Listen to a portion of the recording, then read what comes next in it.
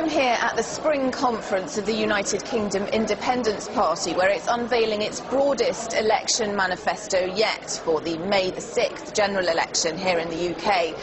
Joining me is Nigel Farage, who's a leading light in the party and its former leader.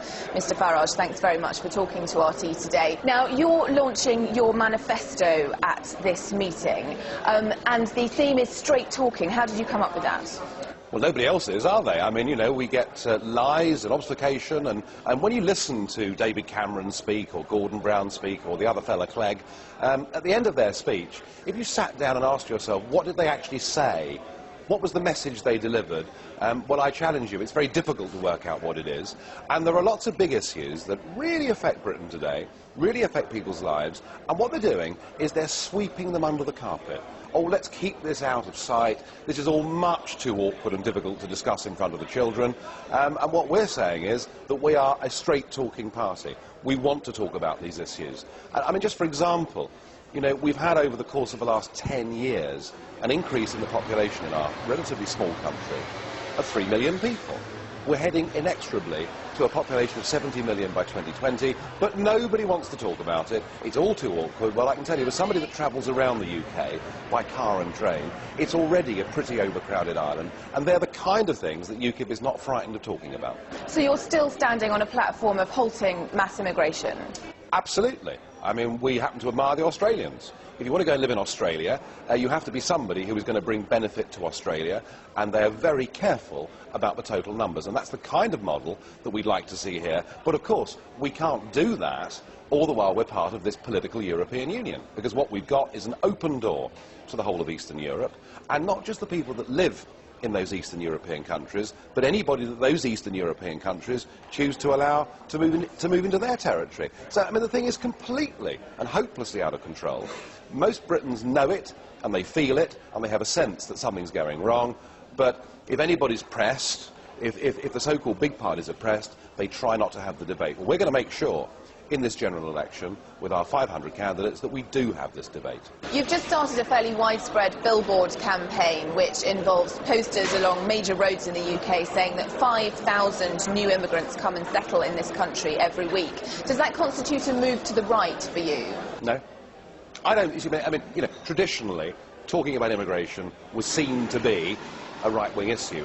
I think you'll find that the biggest concern in this country about immigration will come from Labour voters, because it's Labour voters that have seen, it's working-class people that have seen, since 2004, since we opened the door to the whole of Eastern Europe, we've seen a massive oversupply in the unskilled labour market. Gordon Brown talks about British jobs for British workers, but he can't actually deliver because of the open-door policy. So I don't see the question of the EU and whether we govern ourselves. I don't see the question of whether we should head towards a population of 70 million. I don't see these things in conventional left or right-wing terms. What you're trying to achieve with this is catching Labour voters who think that their party doesn't do enough to stop immigration, and also potential BNP voters who don't really want to go as far as voting for a nationalist party. Well, you've just said it yourself, haven't you? That this is not a left or right-wing thing. The potential is to bring people in from right across the spectrum. There is a hardcore vote in this country that will go on voting BNP, but it's not very big.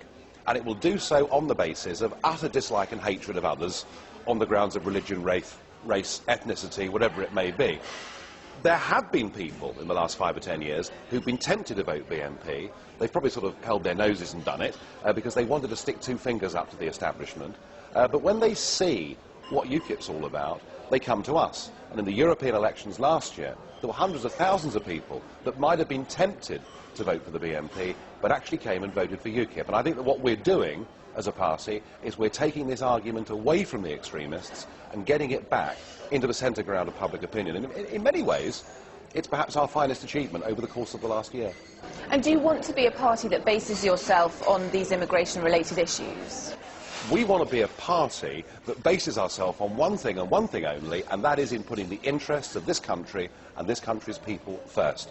And so, you know, this situation can vary. I mean, pre-97, let's be honest, immigration wasn't a big issue, because the numbers coming into Britain every year were relatively small. It's since the open door, it's since Europe's changed and moved to the east that it's become a real issue. The last time I saw you, it was because UKIP had invited Geert Wilders, the Dutch right-wing politician, to give a speech at the House of Lords in the UK. Do you think that by doing things like that, you're inciting racial hatred? I personally don't support the Wilders agenda. I mean, I don't think that you can, on the one hand, call for free speech, and on the other, say the Quran should be banned. I mean, I don't think that actually adds up politically. But what Wilders has done in the Netherlands is he has started a major national debate. There's a feeling that the liberal classes just opened the doors, that a blind eye was turned to extremism, and it's possible that Wilders could be the Prime Minister in just a few weeks' time. So you know, he is a very serious figure. Getting into the United Kingdom helped to spark a debate. We're not interested in sparking disturbances. We don't want a more divided society. We want a more united society, and that's why what we have been saying for some years is that to pursue multiculturalism has been a massive mistake, because what it's done, it's actually encouraged groups to live in British cities, in enclaves themselves, and they haven't even been encouraged to learn the language. And we're saying, look, we're all